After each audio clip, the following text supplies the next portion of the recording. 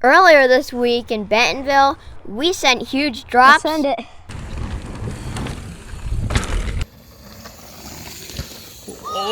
Huge jumps, and rode with some amazing riders. We woke up, packed our gear up, and started the day off with a car ride. But don't worry, because we're driving to the Railyard, a dirt jump area that is crazy cool.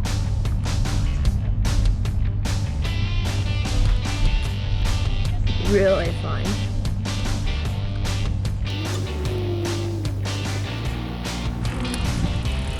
Unlike a lot of dirt jumps, the Railyard was built with dirt jumpers instead of BMX riders in mind. The lips aren't as steep and they're a little bit more mellow for the bigger tires of a dirt jumper.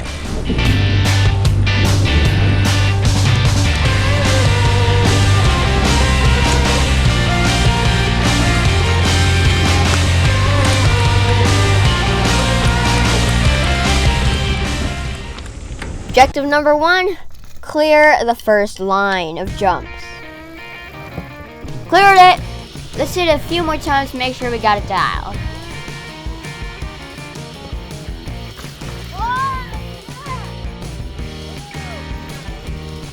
Oh yeah, and we brought the mom and the sister out on the bikes too. The jumps on the green line? Wait, are you telling me that this is a green line? What? Anyway, the jumps on the green line were pretty steep and scary, but they turned out to be actually effortless, and there was nothing to it. You just went up the lip and bang, you were on the landing. Despite all that progression today, I still felt like I still needed to accomplish one last thing. The second line of jumps. Actually, it probably looked a little bit more like this.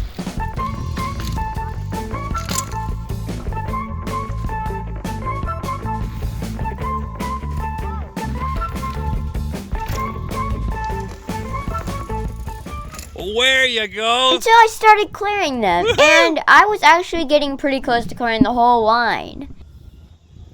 And then finally, I did it. I was so happy and so excited that I had just cleared this line that had been taunting me the whole day. Time to celebrate with some single track.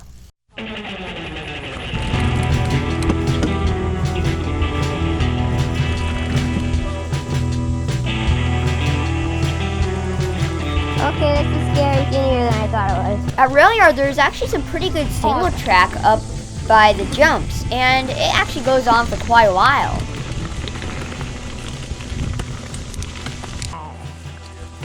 You could achieve so much flow, and it was so fun.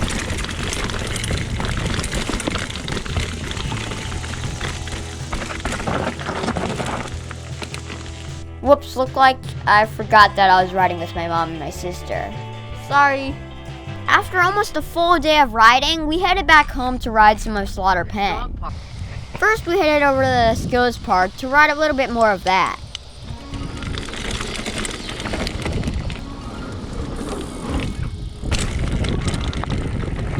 Well, actually, what's a full day of riding without a crash? Yep, we had a dude that we met fly off this drop sideways and slam into the ground. Luckily, he was okay. After seeing that, I didn't feel very confident to hit the big drop again, so I just stuck to sessioning the little one. We rode till it started getting dark, and we had our riding lights with us, so we figured we might do a little bit of night riding in Slaughter Pen. By the time we got up to the trails, it was already pitch black, and holy cow, why hadn't we thought of this before? I felt like I was going a million miles an hour until I looked back at the footage and realized that it was really just not being able to see anything around me that made me feel like I was zooming. This was one of my first times night riding in general, and I think it was a pretty good start. That was about when we got the idea to hit Boo Boo at night. Without a headlamp, this trail is really sketchy, as it's a ton of berms right next to each other, and you can only see what your handlebars are pointing at.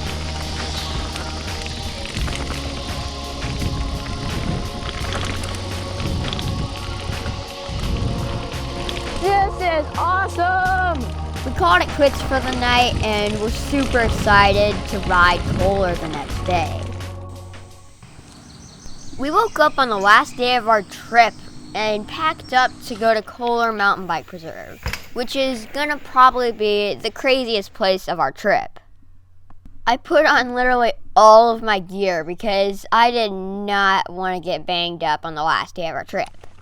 The climb up to the top was quite exhausting, to say the least. And with all this sweaty gear on, it was extremely hot. But it was worth it because once we saw that big metal structure, we were amazed. Most of Koehler's trails start at this one big metal object called the hub, which has multiple trails that you can ride off the top of it. It's pretty crazy, and it is definitely over-engineered. We got word from a local rider to start out as our first run on Fireline. It's a pretty easy jump trail that is really, really fun.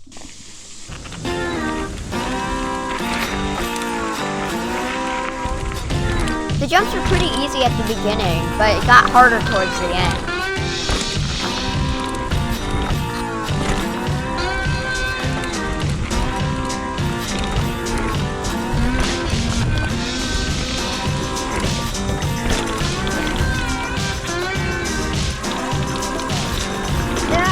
Watch out, because these jumps will donkey kick you if you're not careful. We were exhausted after just one run, but we were super excited to go back up and hit another trail.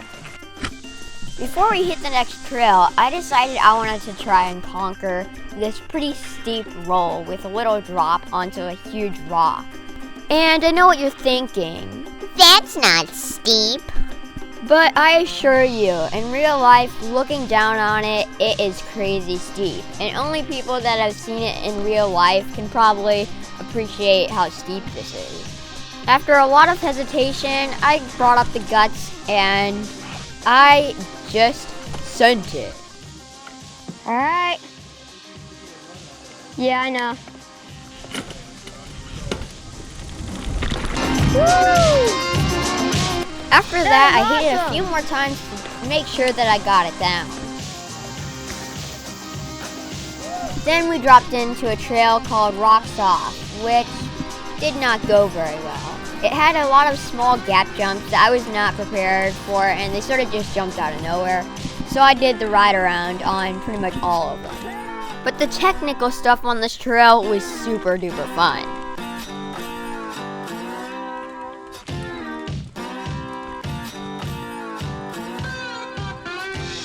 But there was one stupidly tight switchback on a super steep cliff that I did not even want to mess around with, so I just walked down it because these rocks are not soft. You can't even walk it.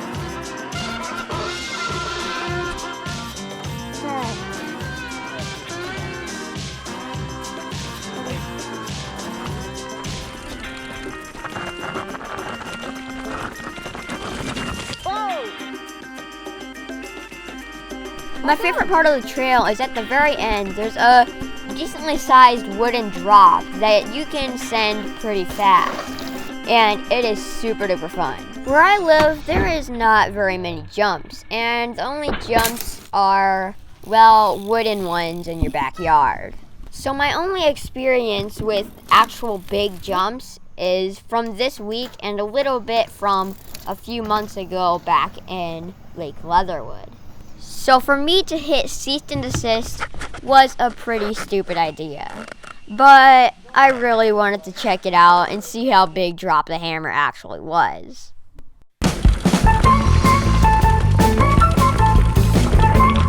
Nope. Nope. Oh, geez. No. I was scared out of my mind, and I was basically trying to just roll every jump. But these jumps were pretty steep and pretty hard to roll. Hold on. Next summer, I'll come back with Redemption on this trail, and I might even hit Drop the Hammer. Speaking of Drop the Hammer, this thing is way bigger in real life than it looks on video.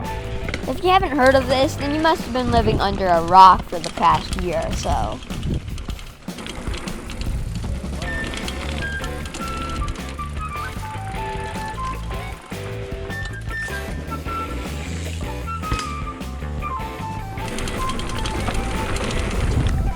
Some of these jumps, if you don't fully commit, then you're gonna get donkey kicked. And I didn't even commit at all to this one little jump, and it donkey kicked me, and I got a pretty bad pedal to the shin. Luckily, I had shin pads on, and I had nothing but a bruise. Before we knew it, our week in Bentonville was already over, and we had the best time of our life. This was definitely the best week I've ever lived. I got to ride so many trails, I progressed so much, and I met so many new people. Also, thank you so much on 1,000 subscribers. I would have not ever gotten here if it wasn't for all of you guys that clicked that subscribe button because you wanted to see my content. Also, if it wasn't for you guys, I probably wouldn't be mountain biking because as kids do, they lose interest in stuff. But you guys cheering me on has gave me the motivation to never give up and to pursue mountain biking as hopefully a lifelong passion. Anyway, I just wanted to say thank you so much to my parents and my sister, Mountain Bike Shed, and Take a Hike Shop. Because I would not be here riding these trails if it wasn't for all of them. You know what to do. Shred for life. Peace.